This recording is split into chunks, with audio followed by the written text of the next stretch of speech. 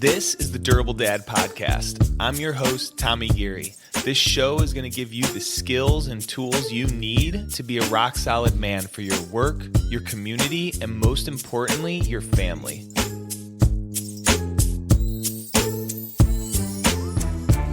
All right, what's up? Episode number 97.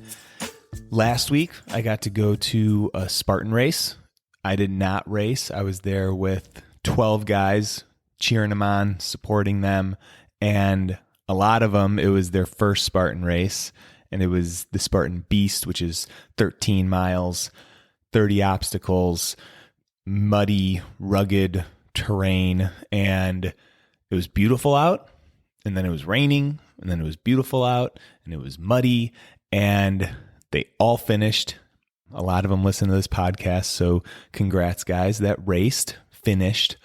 And I've been through 7 Spartan races, been doing it since 2021. And after the first race, I wanted to help other guys complete races.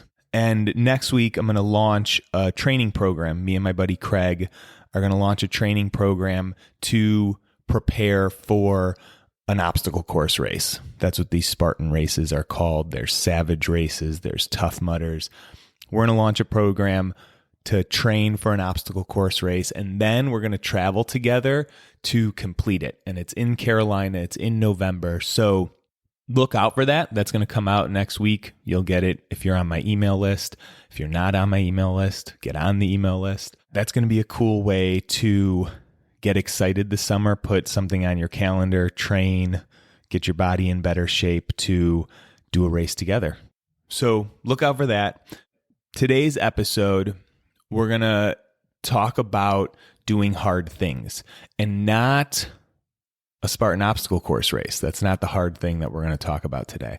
I had a client that during our session, he said, I want to stay motivated to do the hard thing. And when I asked him what that meant, he said, the hard thing is not getting impatient with my kids. It's being at family activities, events that I don't really want to be at without getting frustrated or grumpy or cranky. And I think this is something that a lot of us go through. I was listening to a Tim Ferriss podcast, and he was interviewing this author, Brandon Sanderson, and they were talking about how a lot of high-performing guys, I think it was Brandon that said, feel like when they're with people, they're not really with people because our brain is always thinking about the next thing we have to do or where else we would rather be. And the problem with this is that it takes away from us being present, us being in the moment. There's some quote that's like, our worry about tomorrow takes away from our joy today. So back to my client, when I asked him, what does it take to do this hard thing, to not be impatient, to not get frustrated, enjoy the moment more? And he said, it's slowing down. It's knowing how to let go of needing to do more. And I thought that was so spot on because I hear so many guys say that they push, that they got to keep going. There's a lot going on right now. It's a grind. I just got to keep pushing it. And that mindset creates a lot of financial success. It can create a lot of success training and getting your body ready for a Spartan race or some kind of physical challenge. And these same guys that want to push, that want to grind, they're the ones that aren't getting great sleep. They're the ones that are bringing outside stress and anxiety into the home life. They're really busy. They're pushing. They're working late hours, but it's not effective hours. They're not efficient hours. They're putting out fires all day. They're going. And that part of us, a lot of guys will identify as that kind of guy that just keeps going, the A type. But that's not all of us. And I'm not saying to get rid of it, but we want to access a different part of us. the part that can slow down. And we all have it. We all have it in us. Because when we slow down, when we access that part, that's when we can think clearly, we can think creatively, we can use our prefrontal cortex, the part of our brain that makes us human, to plan ahead, to connect with our wife more. It allows us to play with our kids instead of always being in a rush. So I'm not saying get rid of the push, the grind, the part of you that likes to work late. Don't get rid of it. But that's actually the easy thing to do. To just stay there and keep pushing, keep grinding. That's easy. The hard thing, the new hard thing to do is to not obey that voice. It's to have the urge to do more, to get the next thing done, to keep going, and instead pause. Because when you don't obey that voice, there's stillness, there's calmness, and that's where we can connect with our wife more, where we can listen more easily, where we can play with our kids. At work, it's where we can stop, pause, look at our to-do list, prioritize correctly, and then focus and get more stuff done. We want to quiet this voice. So how do you do it? You start to realize that you are not that voice. Now you start to realize that it's chatter in your brain. And although we tie a lot of our identity to being productive and our financial success and success in our career and checking things off the list, as much as we identify with that being of value to us, we have to realize that that's not all of us. It's a voice in our head. So to get to know that part better, we're going to practice it. Because a lot of the time on this podcast, I teach lessons and I give examples, but what we don't do on this podcast is actually practice. So we're just going to do it. We're going to learn how we get to know that voice. And what we're going to do is we're going to do a short 5-minute meditation.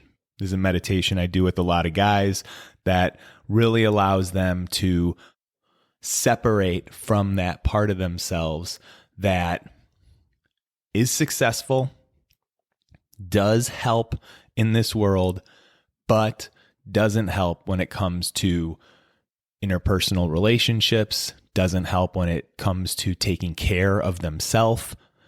So if you're driving, unless there's somewhere you really, really need to be, pull over, try this out. If you're walking right now or working out, just stop and you can stand while you're doing this meditation. And if part of you is like, I don't have time for this, I'm not going to try this, this is stupid, I've never meditated before, I'm going to go listen to something else, that might be the voice that's always telling you to go, go, go. And this might be a challenge, right here for you to meditate. All right. Won't take more than 5 minutes. And we're going to start by looking around us. So look at your surroundings. Look up, down, over your left shoulder, over your right shoulder. And then if you want, you can close your eyes. And if you want to just keep your eyes open, you can just lower them towards the ground, lower your view towards the ground. And we'll take 2 breaths together, trying to breathe into our lungs and filling up the chest. So breathe in and out. Another one into the chest, into the lungs. Breathe in and out. And just start to feel some calm, start to feel some relaxing. And put all of your attention down into your feet. Feel your toes, the tops of your feet, the bottoms of your feet, your heels. And then feel your shins, your calves. Feel your knees. Put your attention in your thighs, your hamstrings, your glute muscles, your hip flexors. And then see if you can just relax everything from the waist down. And then notice your stomach, notice your lower back. Feel your rib cage, feel your lungs, your heart, your upper back. Breathe in and exhale and relax your shoulders. Relax your arms, biceps, triceps, elbows, through your wrists, your fingers. Soften. Relax your throat and your neck. Soften your jaw. Soften your eyes and the muscles around your eyes. Relax the brain. Relax the back of the head. And then zoom out to your whole body, from your head all the way down to your toes.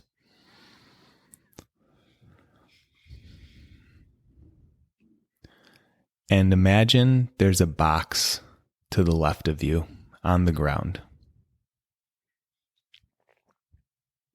It's an empty box, and we're going to put in that box everything that we're thinking about. Everything that's already happened today. Everything that needs to happen. Anything you're worried about. Just one by one, put it in the box.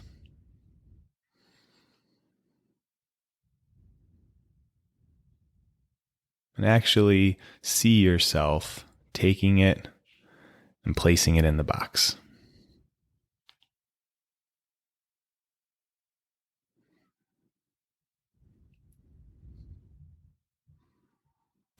And then we're going to move that box a little bit to the left. And you're going to notice that you're feeling a little calmer, a little lighter, a little slower. Notice your breath. That box, we're not pushing it away forever, but right now, we're letting those things go.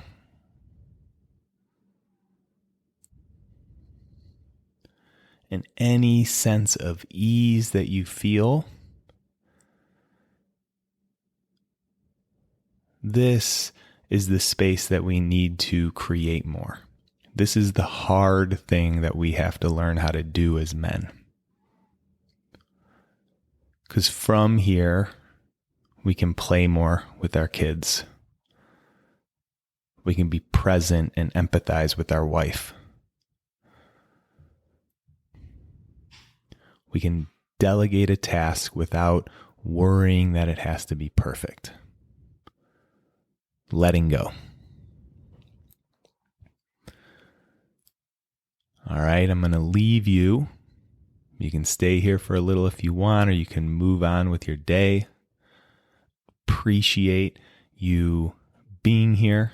As always, thank you, and I will catch you next time.